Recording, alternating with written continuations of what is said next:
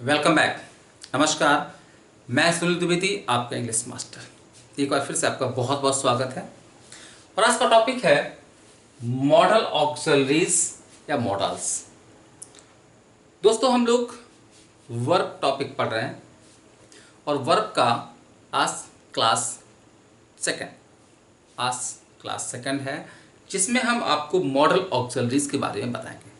Verb के class first में आपको मैंने बताया था what is a verb. Verb किसे कहते हैं? मैंने कहा था कि वर्ब एक वह वर्ड है, वर्ब का मतलब होता है एक्शन, एक्शन वर्ड है। वर्ब के हमने काइंड्स पढ़ाए थे और आपको बताया था कि वर्ब्स के 3 काइंड होते हैं, ऑक्सिलरीज, ऑर्डिनरी और नॉन फाइनाइट्स। उनको एक्सप्लेन किया था और आपको पढ़ाया गया था ऑक्सिलरी 2 तरह के होते हैं, प्राइमरी ऑक्सिलरी और मॉडल ऑक्सिलरीज। प्राइमरी ऑक्सिलरी में आपका to be, to do, to have होता है। टू बी का फुल फॉर्म होता है is, am, are, was, were. To do का फुल फॉर्म होता है डू, डज, डिड। और टू हैव का फुल फॉर्म होता है has, have, had.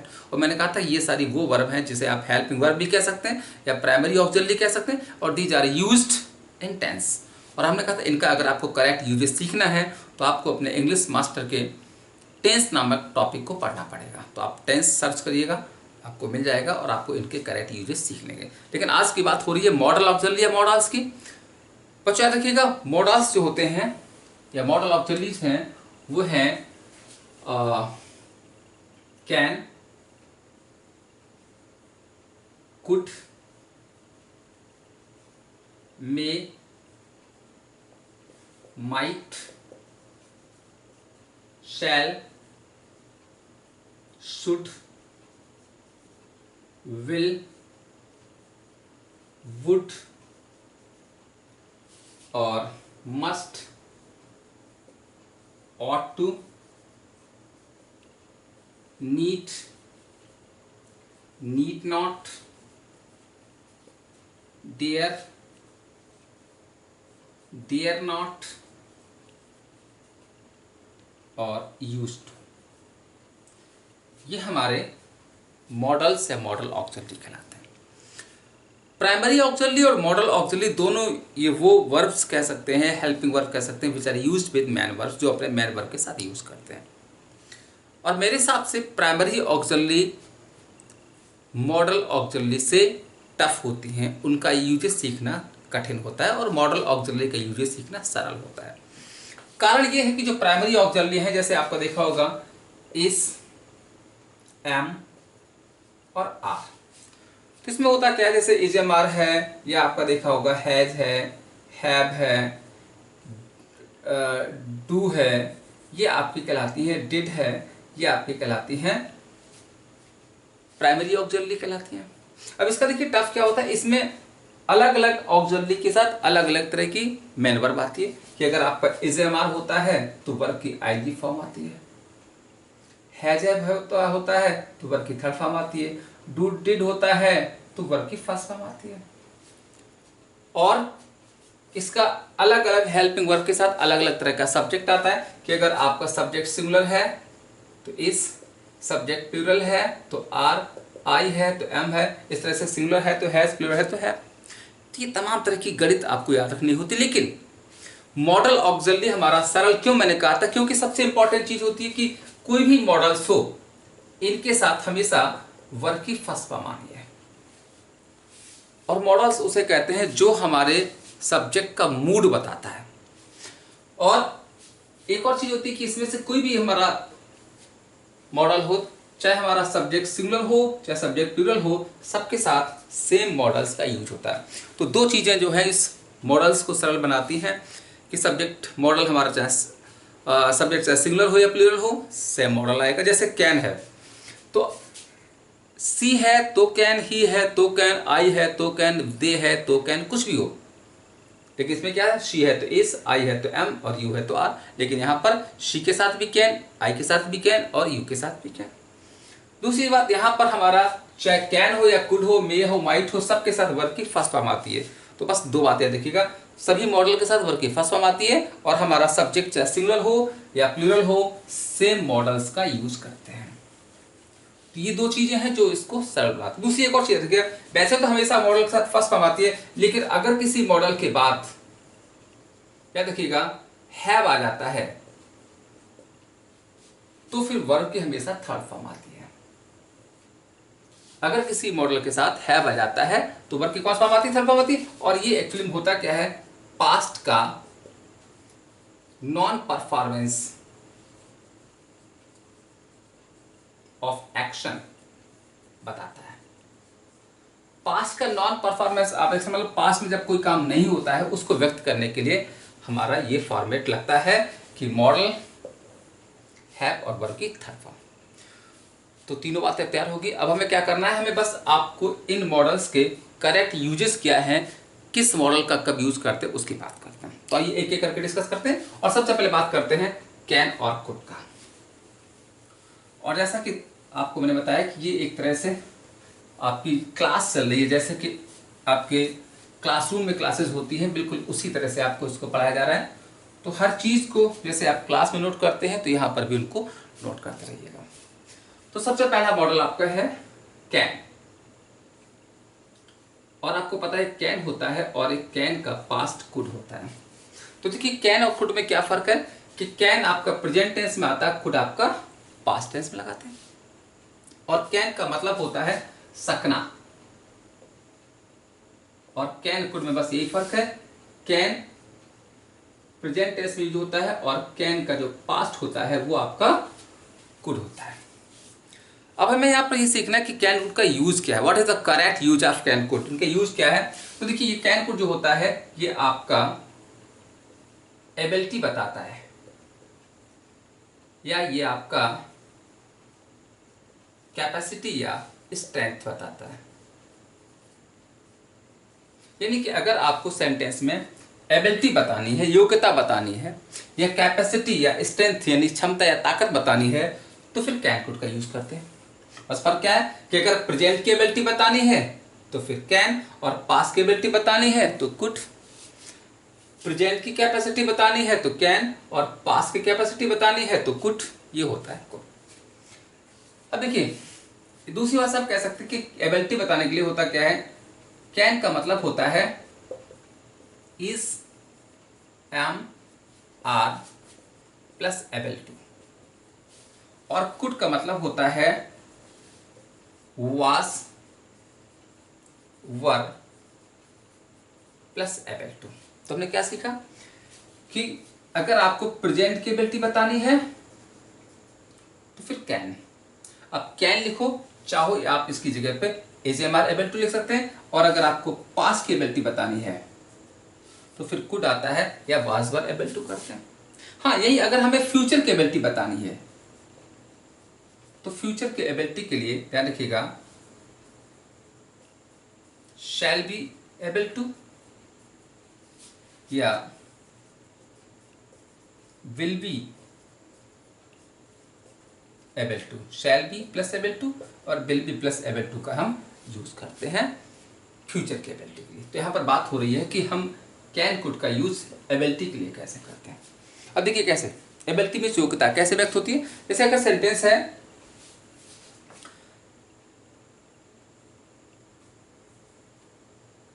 Ramu can speak English,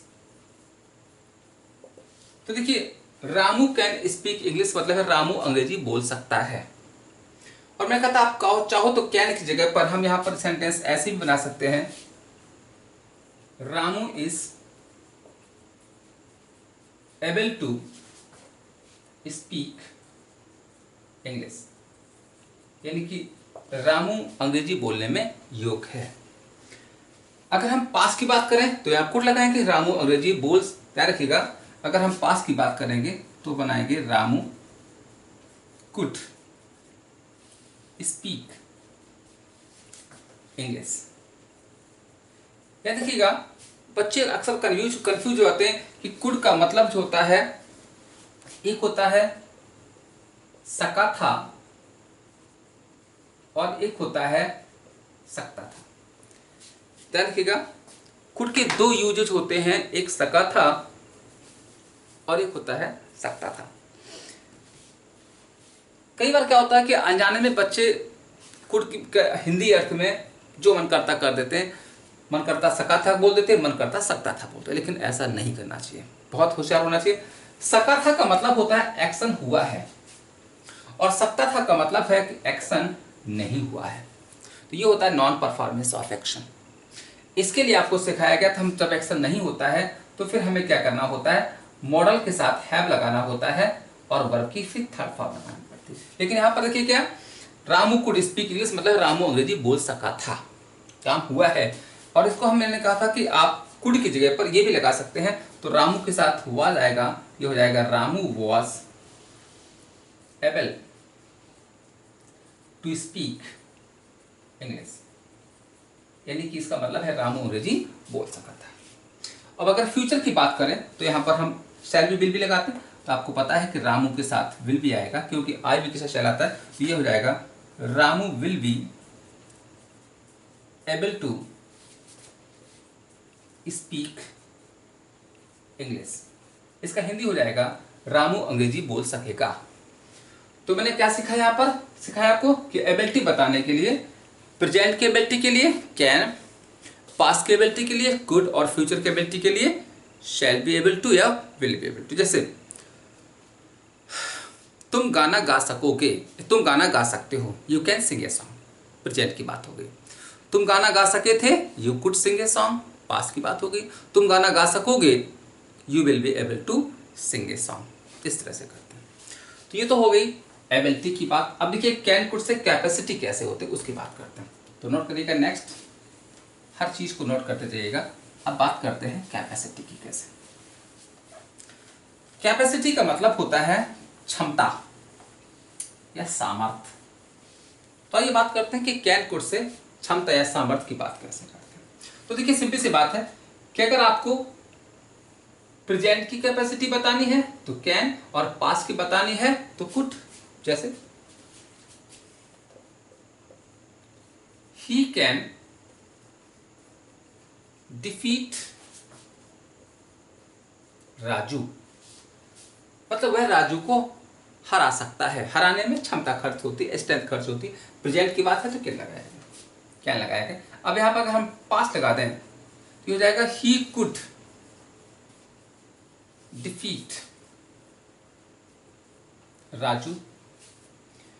he could defeat Raju यानी कि वह राजू को हरा सका था।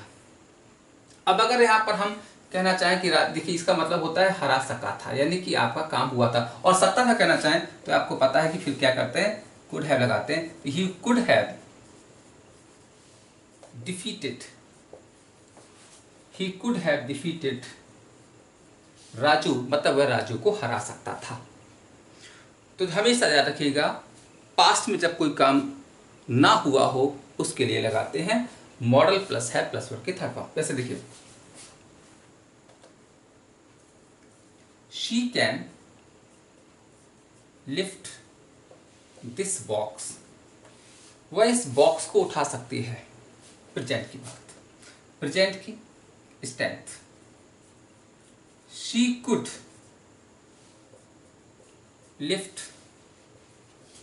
दिस बॉक्स, वह इस बॉक्स को उठा सकी थी, काम हुआ है। और अगर काम ना हुआ हो तो हम क्या करते हैं, she could have lifted this box, इन वह इस बॉक्स को उठा सकती थी। अब यहां पर क्या हुआ है, ध्यान रखिएगा एक्शन नहीं हुआ है और इसका हिंदी होगा सकती थी। तो ये होता है आपका कुड का यूज कैपेसिटी के लिए। अब देखिए जैसे यहां पर आपको सिखाया गया कि कुड हमारा पास्ट की बात करता है, लेकिन एक और स्पेशल यूज होता है कि प्रेजेंट टेंस में भी कुड यूज होता है। अब देखिए प्रेजेंट टेंस में कुड कैसे यूज होता है। प्रेजेंट टेंस में हम कुड का यूज कैसे करते हैं उसकी बात करते हैं। एक रूल है, to express humble request, to express humble request in present, present tense में एक हम्बल रिक्वेस्ट के लिए, एक आग्रह के लिए कुड का यूज करते हैं। और इसका फिर फॉर्मेट होता है कुड लगाते हैं, फिर सब्जेक्ट आता है, फिर प्लीज लगाते हैं और वर्ब की फर्स्ट फॉर्म लगाते हैं। और इसका जो यूज है उसका आग्रह के लिए होता है। जैसे एक सेंटेंस है, could you please,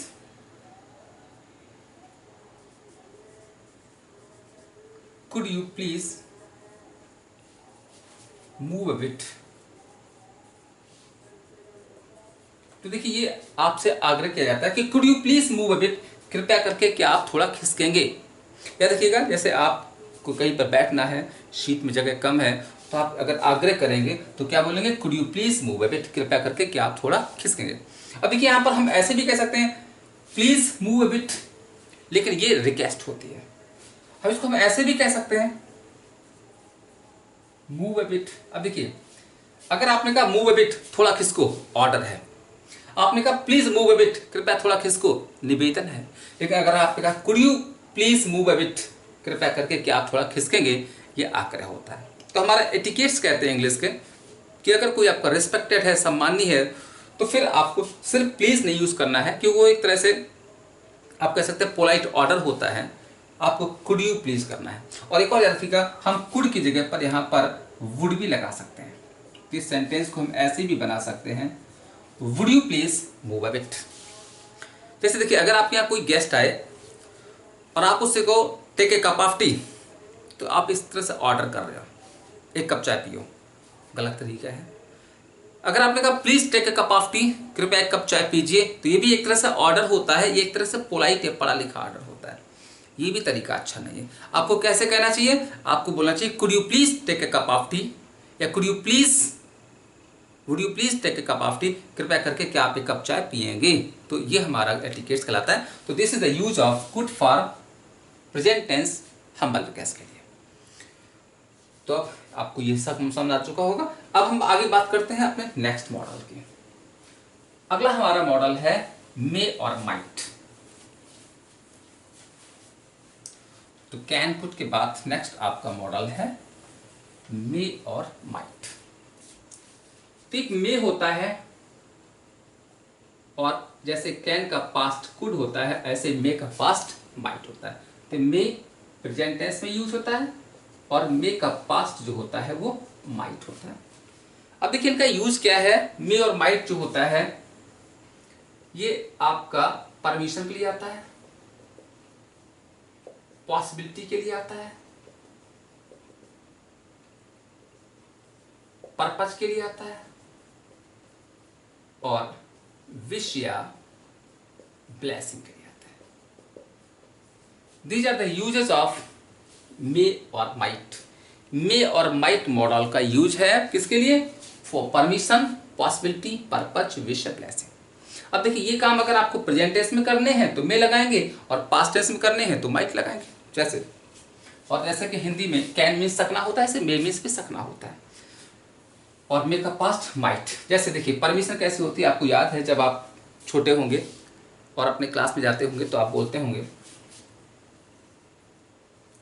may I come in sir, क्या मैं श्रीमान जी क्या मैं अंदर आ सकता हूं, या मे आई कम इन ma'am.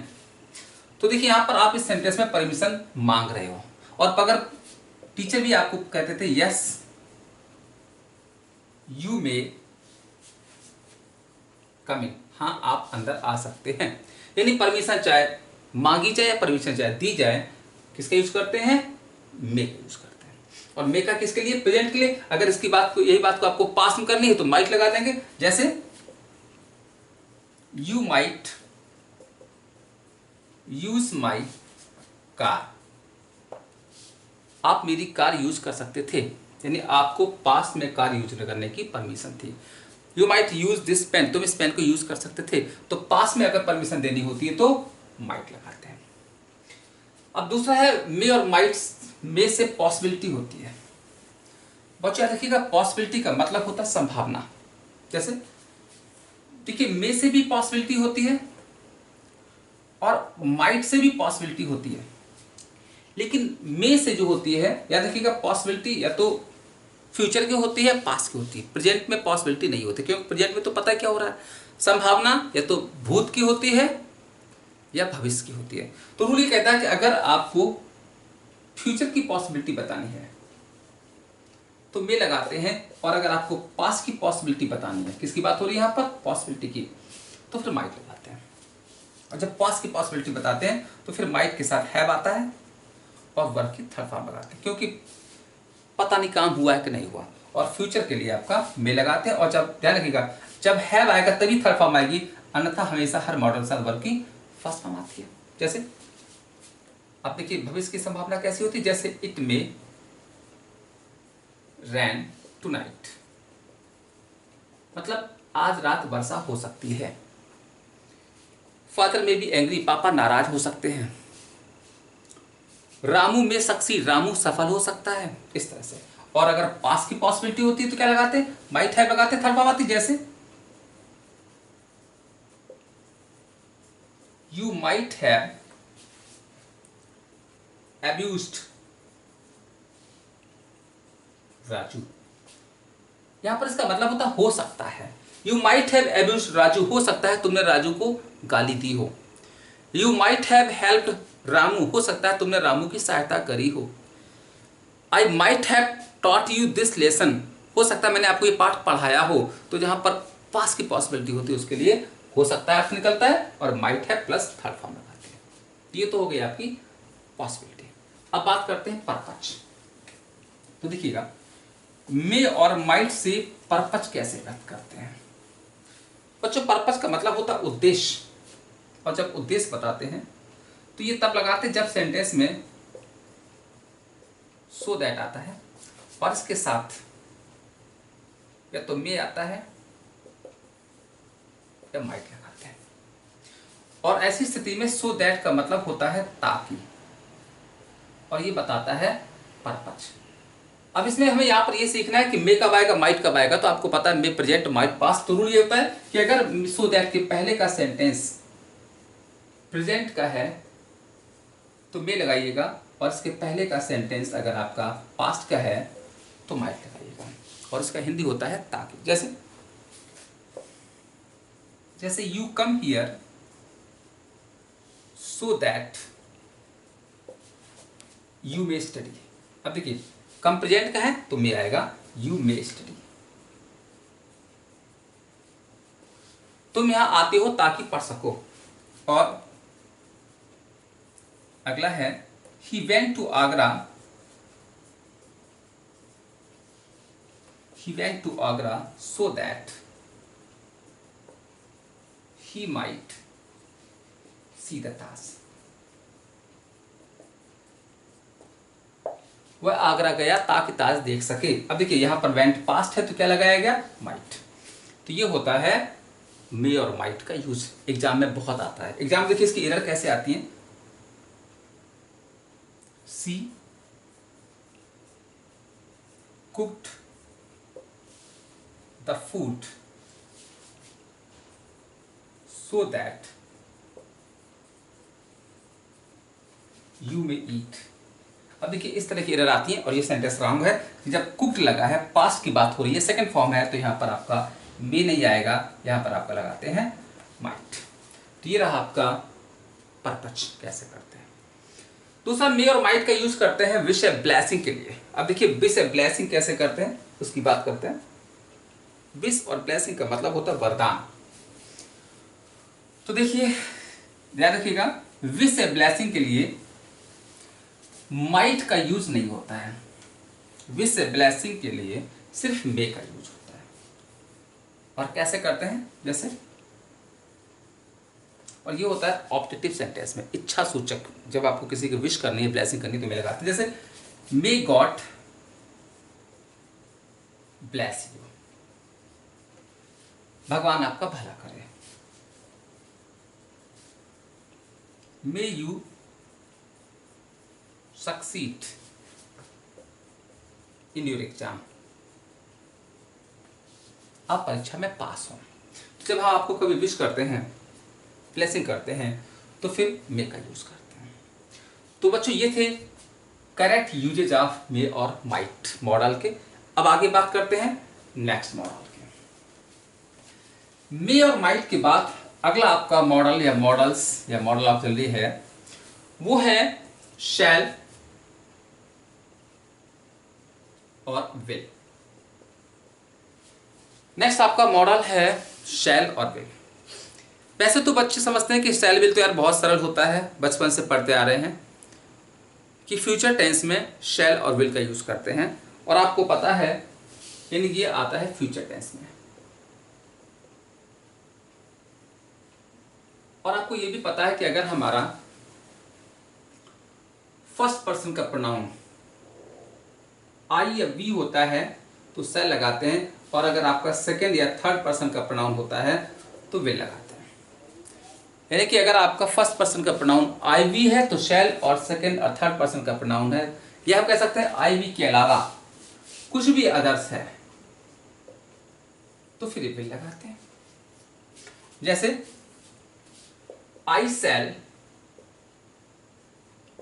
Teach you, he will teach you. I shall teach you, मैं तुम्हें पढ़ाऊंगा, ही विल टीच यू, वह तुम्हें पढ़ाएगा। आई शैल सिंग ए सॉन्ग, मैं गीत गाऊंगा, सी विल सिंग ए सॉन्ग, वह गीत गाएगी। लेकिन इतना सीमित नहीं है, इसमें एक और इंपॉर्टेंट चीज होती है जो बच्चों को अक्सर कंफ्यूज करती है कि अगर सेंटेंस में, अब देखिए इसका हम एक्सेप्शन कह सकते हैं या इस अपवाद कह सकते हैं, एक बहुत इंपॉर्टेंट रूल है कि अगर सेंटेंस में नेसेसिटी हो, कंपल्जन हो, नेसेसिटी हो, कंपल्जन हो या थ्रेट हो, अगर कहीं पर आवश्यकता हो, बाध्यता हो या धमकी हो, तो इस रूल को, इसका इन्वर्जन हो जाता है, इसका उलट हो जाता है, और फिर ऐसी स्थिति में याद रखिएगा आई और वी के साथ विल लगाते हैं और अदर्स के साथ, दूसरों के साथ शैल लगाते हैं। जैसे अब देखिए, जैसे आई शैल, जैसे आई विल टीच यू, अब इसका मतलब होता है कि मैं तुम्हें अवश्य पढ़ाऊंगा, ये एक नेसेसिटी हो गई। लेकिन देखिए आपको इस सेंटेंस को सुनकर के बहुत खुश नहीं होना चाहिए, अब तो बहुत आराम हो गया, चाहे आई शैल टीच यू बोलो चाहे आई विल टीच यू बोलो, दोनों सही है। लेकिन नहीं, आपको बहुत होशियार रहना है, इसकी भी एरर एग्जाम में बहुत आती हैं। और देखिए कैसे आती हैं, जैसे अगर मैं कहूं सेंटेंस कीप क्वाइट और आई शैल बीट यू, अब देखिए अगर ये सेंटेंस आ जाता है तो गलत हो जाएगा। अब यहां पर आई के साथ शैल नहीं आएगा, क्योंकि सेंटेंस क्या है, कीप क्वाइट, शांत रहिए, और मींस अन्यथा मैं तुम्हें पीटूंगा, तो इस सेंटेंस में मैं आपको थ्रेट कर रहा हूं, धमकी दे रहा हूं। अब यहां पर शैल नहीं आएगा, अब यहां पर ये इन्वर्जन हो जाएगा, रिवर्स हो जाएगा, विल लगाएगा। तो इसलिए आपको बहुत होशियार रहना चाहिए। जैसे एक और देखिए सेंटेंस, अगर मैं लिखूं shall you see me tomorrow, अब देखिए ये सेंटेंस भी रॉन्ग हो जाएगा, क्योंकि मैं क्या कह रहा हूं, क्या आप कल मुझसे मिलेंगे। अब देखिए क्या आप कल मुझसे मिलेंगे, इसमें न तो नेसेसिटी है, ना कंपल्जन है, न थ्रेट है, एक सिंपल यूज है। तो यहां पर आपका शैल नहीं आएगा, क्या आएगा, विल आएगा। तो बच्चों इस तरह से याद रखिएगा, जब भी कहीं पर नेसेसिटी हो, थ्रेट हो, कंपल्जन हो, तभी ये इन्वर्जन करेंगे, यानी तभी हम आई वी के साथ विल लगाएंगे, अन्यथा आई वी के साथ शैल आता है। और एक चीज याद रखिएगा, जनरली आपने पढ़ा भी होगा, आपको पता भी होगा कि शैल का पास्ट शुड होता है और विल का पास्ट वुड होता है। देखिएगा, याद रखिएगा, शैल का पास्ट शुड है SHOULT और विल का पास्ट वुड है। बच्चों बहुत आता है, बहुत इंपॉर्टेंट है, और ये हम तब यूज करते हैं जब आपने देखा होगा जब हम डायरेक्ट से इनडायरेक्ट बनाते हैं, यानी कि जब हमारी रिपोर्टिंग पर चेंज होती है तो इसका यूज करते हैं। और आपने रूल पढ़ा होगा, जैसे सेंटेंस है he said he will help Raju. अब देखिए इस सेंटेंस का इंडायरेक्ट बनाते हैं तो यहां पर आपका हो जाएगा ही सेड दैट ही।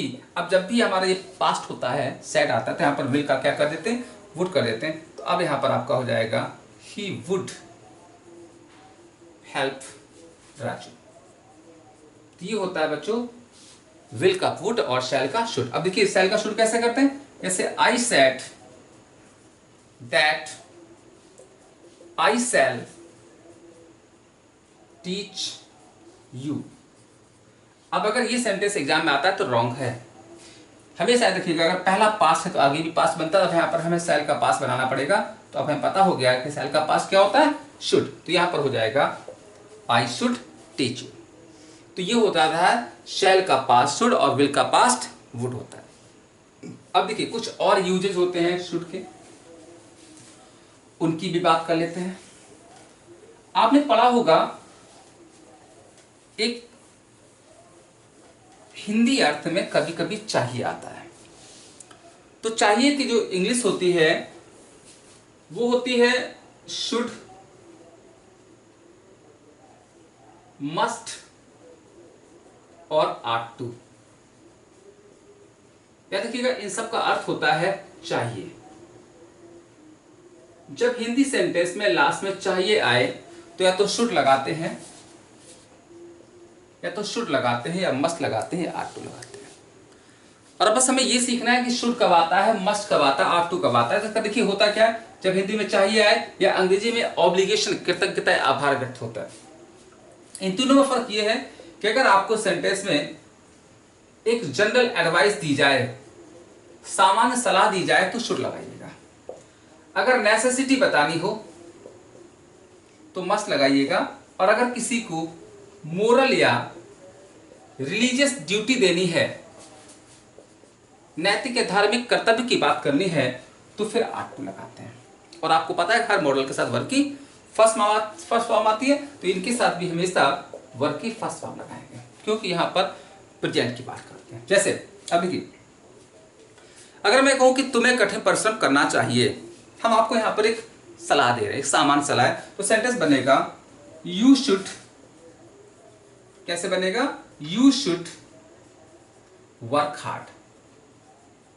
इसका मतलब हो गया तुम्हें कठिन परिश्रम करना चाहिए। अब अगर कहें कि आपको तुम्हें कठिन परिश्रम अवश्य करना चाहिए, तो नेसेसिटी हो जाएगी, तो मस्ट लगाएंगे। तो सेंटेंस बन जाएगा यू मस्ट, यानी ये आपका बन जाएगा यू मस्ट वर्क हार्ड। यानी अब इसका मतलब हो जाता है तुम्हें कठिन परिश्रम अवश्य करना चाहिए। तो क्या सीखा, सामान्य सलाह है तो शुड, और अनिवार्यता है तो मस्ट। जैसे he should play this game, उसे ये खेल खेलना चाहिए। He must play this game, उसे ये खेल अवश्य खेलना चाहिए। और अगर कहीं पर आपकी मोरल या रिलीजियस ड्यूटी की बात होती है तो आट टू लगाते हैं। जैसे यू ऑट टू, ये हो जाएगा आपका you ought to serve your parents. You ought to serve your parents, आपको पेरेंट्स की सेवा करनी चाहिए, आपको अपने पेरेंट्स की सेवा करनी चाहिए। या यू ऑट टू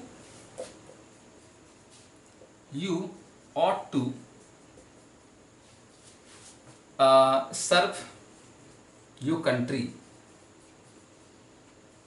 आपको अपने देश की सेवा करनी चाहिए। तो ये नैतिकता की बात होती है, यहां पर क्या लगाएंगे, ऑट टू लगाएंगे। और देखिए एक और मैंने कहा था कि अगर प्रेजेंट की बात करते हैं तो चाहिए के लिए लगाते हैं शुड, मस्ट या आट टू। लेकिन अगर यहीं पर चाहिए था कर दिया जाए, ध्यान रखिएगा, अगर यहीं पर आपको चाहिए था लिख दिया जाए,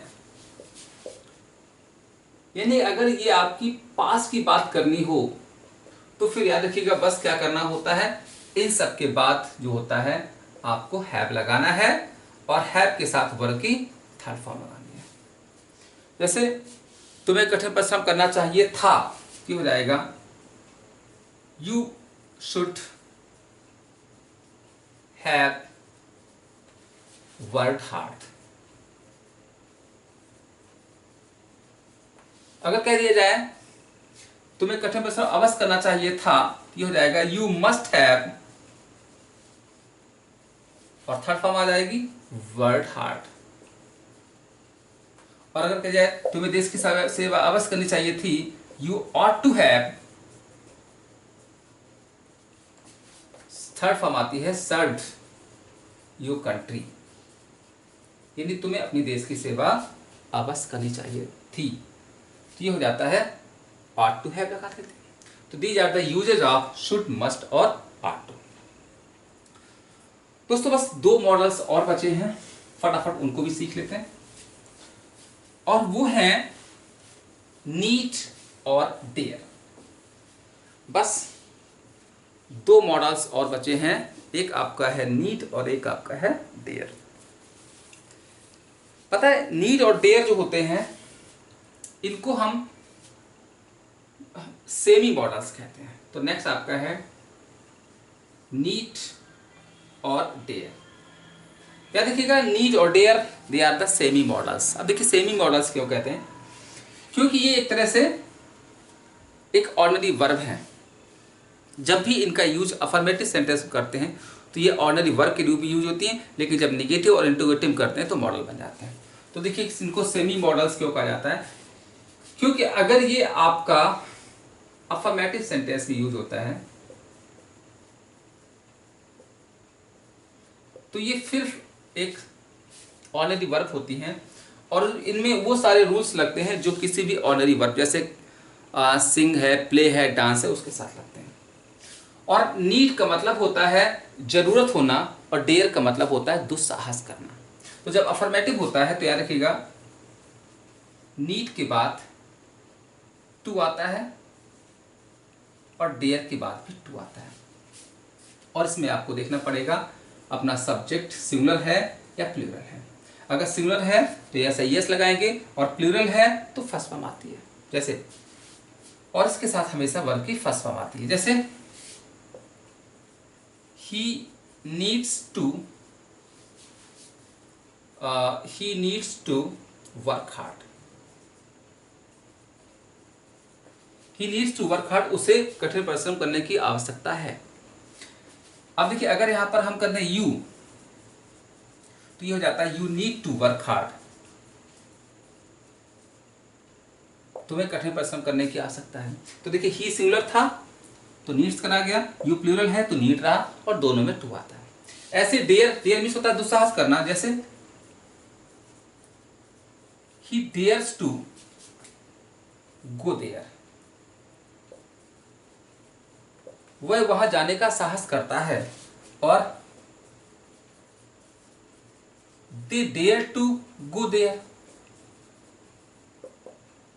वे वहां जाने का साहस करते हैं। तो यहां पर दे प्लूरल है तो डेयर आया, और दोनों साथ टू लगाते हैं।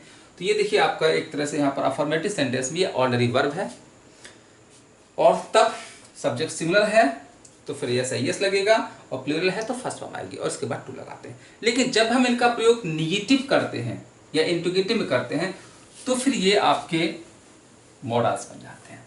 अब देखिएगा, और मॉडल्स में फिर इनका मॉडल वाला रूल लगता है कि सब्जेक्ट हमारा चाहे सिंगुलर हो या प्लूरल हो हमेशा फर्स्ट फॉर्म लगानी होती है। तो जब भी इनका प्रयोग निगेटिव में करते हैं या इंट्रोगेटिव में करते हैं तो बच्चों याद रखिएगा ये आपके मॉडल्स बन जाते हैं। और निगेटिव में क्या होता है, नीड नॉट या डेयर नॉट होता है। और जब नीड नॉट डेयर नॉट होता है तो हमेशा इनके साथ ध्यान रखिएगा इनके बाद कभी भी टू का यूज नहीं करते हैं, टू नहीं आता है, सिर्फ वर्ब की फर्स्ट फॉर्म लगाते हैं। और फिर हमारा चाहे सब्जेक्ट सिंगुलर हो या प्लूरल हो सबके साथ ये लगाते हैं। जैसे ही नीड नॉट वर्क हार्ड, उसे कठिन परिश्रम करने की आवश्यकता नहीं है। तो देखिए ही है तो भी नीड नॉट आया हुआ, और अगर हम यहां पर कर दें दे या यू कर दें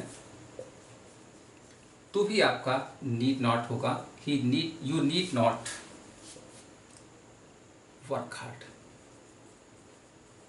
और यहां पर इसके बाद टू भी नहीं आता है। एग्जाम में बस ऐसी गलती हो जाती है, यू नीड नॉट टू लगा देंगे तो गलत हो जाएगा। ऐसे ही आपका होता है he dare not go there, वह वहां जाने का साहस नहीं कर रहा। ही है तो भी डेयर नॉट है, और अगर यहां पर हम दे करते हैं तो भी हो जाएगा दे डेयर नॉट गो देयर, वे वहां जाने का साहस नहीं करते हैं। तो देखिए दे है तो भी डेयर नॉट और ही है तो भी। अब देखिए गलतियां कैसे आती हैं, जैसे शी, गलतियां देखिए कैसे आती हैं, she dares not to sing a song, वह गीत गाने का साहस नहीं करती है। तो अब देखिए अगर निगेटिव है तो फिर यहाँ पे ध्यान रखिएगा फर्स्ट फॉर्म आती है, डेयर्स नहीं करेंगे और टू भी नहीं करेंगे। तो इस तरह से इसके एग्जाम में एरर आते हैं। और इंट्रोगेटिव में भी ध्यान रखिएगा, सब्जेक्ट चाहे सिंगुलर हुए प्लूरल हो ऐसे बनाते हैं। जैसे अगर हमें नीड का बनाना है तो हो जाता है नीड आई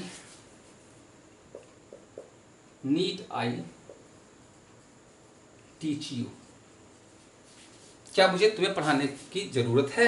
या डेयर ही गो देयर, क्या वह वहां जाने का साहस करता है, और हमेशा फर्स्ट फॉर्म आएगी। या कभी कभी देखिए डब्ल्यू से बड़ा बार बनता है, सेंटेंस बन जाता है how dare you touch me, तुमने मुझे छूने की हिम्मत कैसे कर दी। तो यहां पर इस तरह से इंट्रोगेटिव हमारे बनते हैं। तो ये हमारे हो जाते हैं करेक्ट यूजेज ऑफ नीड और डेयर। अब बस एक लास्ट मॉडल और बचा हुआ है, फटाफट उसको भी देख लेते हैं, और वो है यूज टू। बच्चों याद रखिएगा, नेक्स्ट और लास्ट आपका मॉडल है यूज टू। यूज टू जो होता है ये पास्ट की हैबिट बताता है। पास्ट हैबिट बताने के लिए यूज टू का प्रयोग करते हैं। और यूज टू की जगह पर कभी कभी आप चाहो तो लिखा होगा वुड का यूज भी कर सकते हैं। और पास्ट की हैबिट कैसे होती है, जैसे I use to play chess last year, मैं पिछले वर्ष चेस खेला करता था। अब यहां पर हम चाहें तो यूज टू की जगह पर वुड भी लगा सकते हैं, I would play chess last year. और देखिएगा she use to sing a song last year, वह पिछले वर्ष गीत गाया करती थी। और हम चाहें तो यूज टू की जगह पे वुड भी लगा सकते हैं, she would Singh a song last year. ये होता है हमारा यूज ऑफ यूज टू का यूज करते हैं पास्ट की हैबिट के लिए। और अगर हमें प्रेजेंट की आदत बतानी होती है तो फिर आपको पता है, जैसे एक सेंटेंस है डॉग्स, देखिए सेंटेंस है डॉग्स बार्क, या जैसे एक सेंटेंस है द डॉग बार्क्स, कुत्ता भौंकता है। यह सेंटेंस बन जाएगा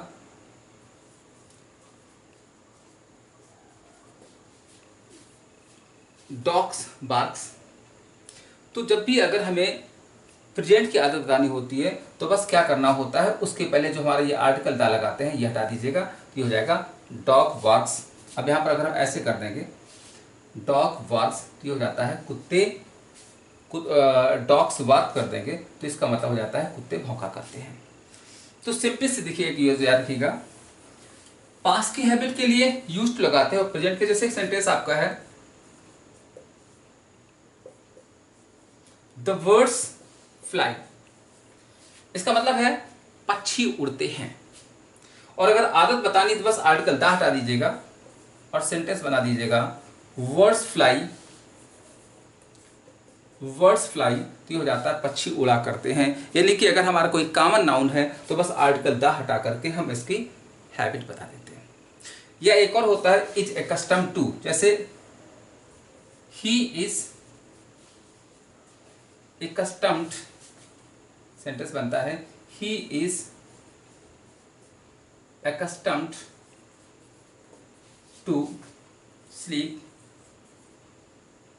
he is accustomed to sleep during day,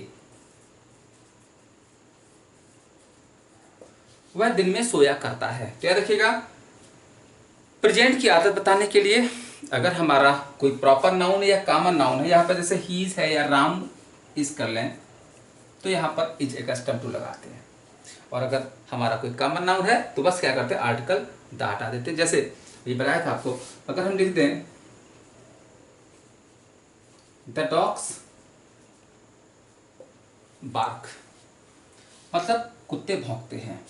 और अगर हम द हटा दें तो सेंटेंस हमारा बन जाएगा डॉग्स बार्क, मतलब कुत्ते भौंका करते हैं। तो ये हमारी आदत बन जाती है। तो दोस्तों ये थे the correct usages of some important modals के सही यूज कैसे होते हैं। और उम्मीद है आपको ये सारे के सारे यूजेस अच्छे से समझ में आ चुके होंगे। अगर आपको ये हमारा प्रयास, हमारा मेहनत पसंद आया तो प्लीज़ आप इस वीडियो को लाइक करें, दिल खोल कर अपने दोस्तों को शेयर करें, जिससे कि उनको भी इसका फ़ायदा पहुँचे। और अभी तक अगर आपने अपने इस चैनल को सब्सक्राइब नहीं किया तो सब्सक्राइब जरूर कर लें कि ऐसे बहुत ही अच्छे अच्छे टॉपिक्स आपके पास पहुँचने वाले हैं। यहाँ तक इस वीडियो को